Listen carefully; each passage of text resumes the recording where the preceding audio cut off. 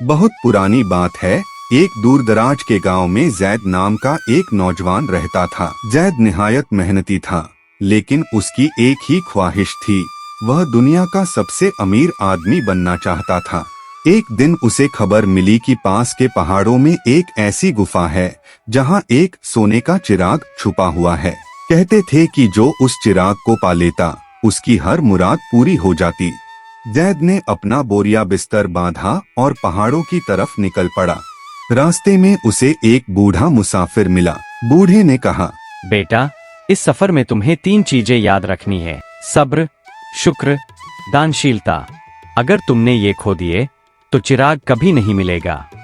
जैद ने सिर हिलाया और आगे बढ़ गया। चलते चलते 2 दिन गुजर गए। उसका खाना खत्म हो चुका था और प्यास से बुरा हाल था। तभी उसे रास्ते में एक जख्मी हिरण मिला जो पानी के लिए तड़प रहा था। जैद के पास सिर्फ एक आखिरी कटोरा पानी बचा था।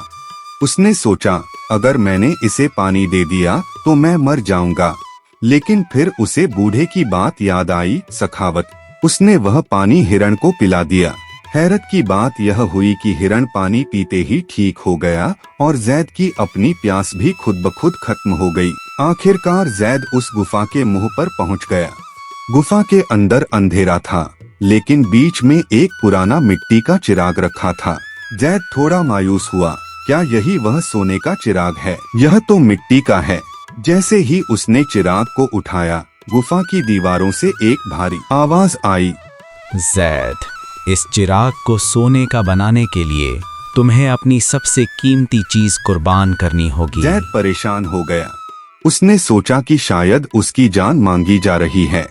तभी उसे एहसास हुआ कि उसकी सबसे कीमती चीज उसकी लालच थी, जो उसे बरसों से सुकून नहीं लेने दे रही थी।